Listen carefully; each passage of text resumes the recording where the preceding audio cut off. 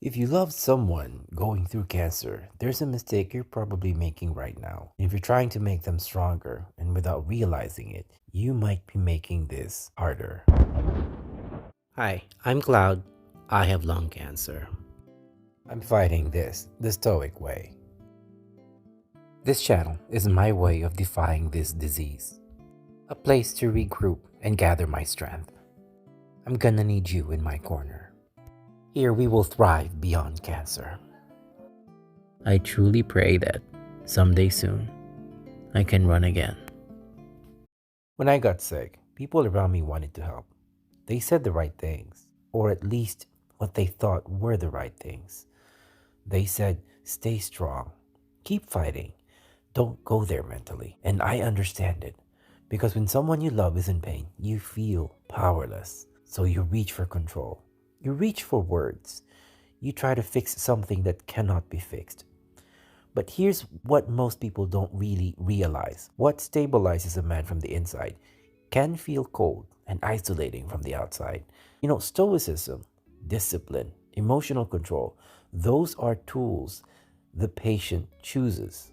But when those same tools are imposed on him, they don't feel like strength. They feel like pressure. They feel like, I don't have room to fall apart. I have to manage your emotions too. I have to perform strength even when I don't have it. And now instead of fighting the illness, he's managing you. That's a mistake. If you're walking beside someone through cancer, your role is not the same as theirs. You know this. You are not the one in the fire. So your philosophy, your approach, your mindset has to change.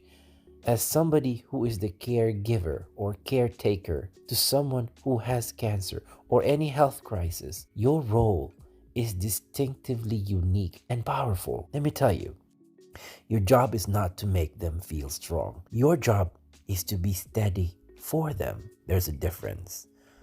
Strength is demanding, but steadiness contains. So let me share with you some of the most important keys I have learned in my journey. If you are taking care of someone who has cancer, these are some really great points to remember. Here's a few things. Number one, shift from being strong to being steady. You don't need to push them upward. You don't, you need to hold the ground beneath them. So this means you stay calm so they don't have to manage your fear. Don't let them see that you are fearful, that you are angry, that you are emotional. They don't need that from you. They need your calm, steady state. You need to be the rock for them as they are already falling apart. You don't react to every dip in their mood. You don't panic when they go quiet. You become the place where things don't escalate. You need to be that steady force for them.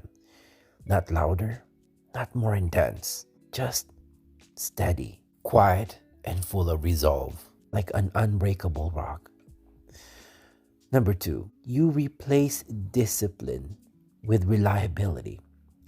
Look, they are already in the fight. They don't need coaching. They need consistency. Looks like this. You show up. You do what you said you would do. You keep things predictable. Same tone, same presence, same energy, unfaltering, unwavering. No spikes, no disappearing acts, no moments of weakness. Because when everything in their body feels uncertain and weak and falling apart, you become the only thing in their life that isn't. This is what they need from you. I know, because this is what I needed from my wife and from my family. Number three, honor agency without holding support. This is where people get this wrong. They try to control the patient's mindset. They say things like, stay positive. Don't think like that. You've got to fight. That is not support, my friend. That is pressure disguised as encouragement. I say again, it's not support. That's pressure disguised as encouragement. Real support sounds like this: I respect how you're handling this. I'm here if you want help, or if you just want quiet. I'm here. Give them the choice, because cancer already takes control away. Don't take what little is left. Number four, hold space for what they don't say. There are things they are thinking that they may never say out loud: fear of dying, grief over who they used to be, anger that is happening, that this is happening at all to them. Here's the truth: they might not want to talk about it, so don't force it. Your role is not to extract emotion, it is to make it safe if it ever shows up. That means you do not interpret, you don't analyze, you do not correct. Sometimes the strongest thing you can say is, you don't have to explain anything.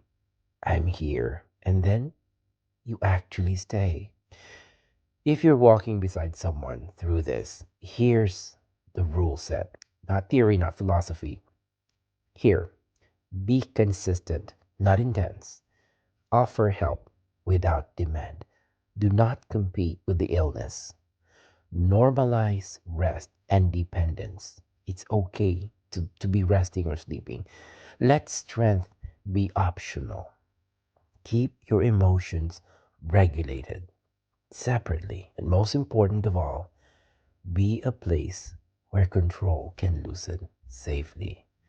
Because out there, everything is a fight: their body, their future, their identity, their life.